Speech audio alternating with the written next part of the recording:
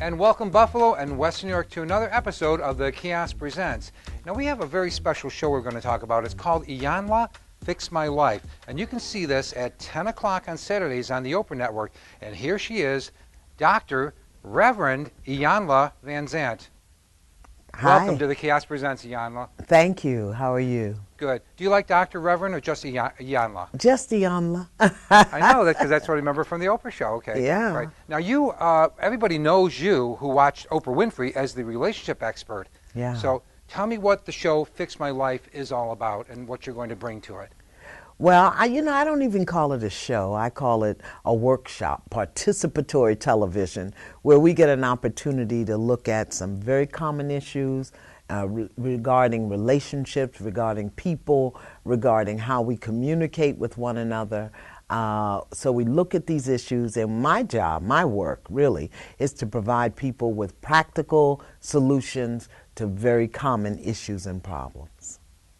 You know, you have a lot in common with Oprah from reading your bio, that you came through a very devastating, harsh childhood, were a mom at 16, married and had physical violence in your life, graduated college at 34.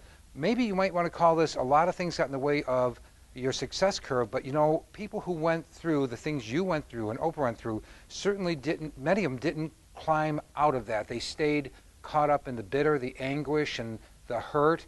And how did you climb out, and how do you encourage other people who have had very harsh circumstances climb out of that pit? Well, that's one of the reasons we're doing Iyanla Fix My Life. There are people right now who are living in what Oprah and I have already lived through. And the distinction is that we got certain information, we developed certain skills, we used certain tools that supported us in moving out of those circumstances. And that's what we want to provide people with, information and skills and tools that they can use. Another key thing is to not look at your life as this is hard, this is harsh, this is unfair, but to look at it as healing, growing, learning opportunities. What are you healing?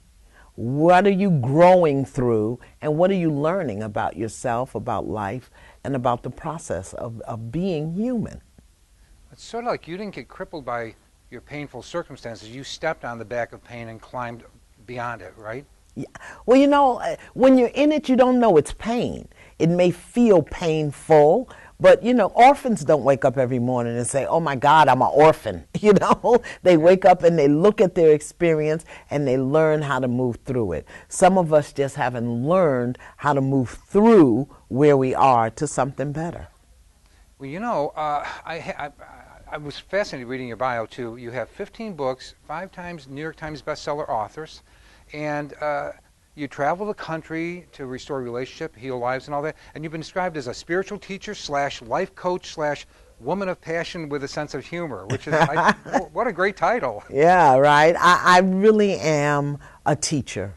I am a teacher. And what a teacher does is withdraws, brings out the information that you already have in you. So all of those titles don't mean anything if the people I'm teaching don't get what they need to grow and heal and learn in their own lives.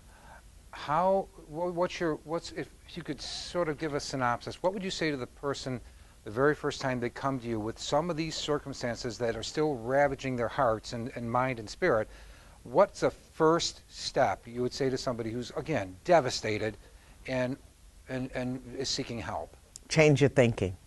Nothing happens unless thinking makes it so. If you're devastated, it's a thought. If you're hurt, it's a thought. If you're stuck, it's a thought. Change your thinking. Wow. Okay. Well, listen, this is going to be. You didn't seem excited about that thought.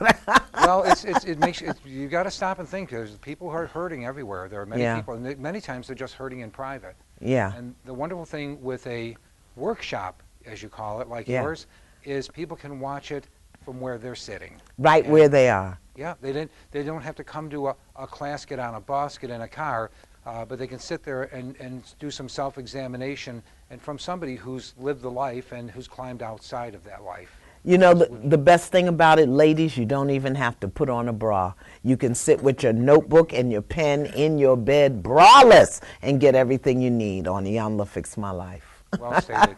Well stated. Well, it's been a delight having you here on the Kiosk Presents. You ever come to Buffalo, you got to stop in and say hello at the studio. Okay, I will. Everybody, this sounds like a wonderful, important workshop, and I like using that term now. I'm going to stick with that. Okay. Iyanla Fix My Life, Saturdays, 10 p.m.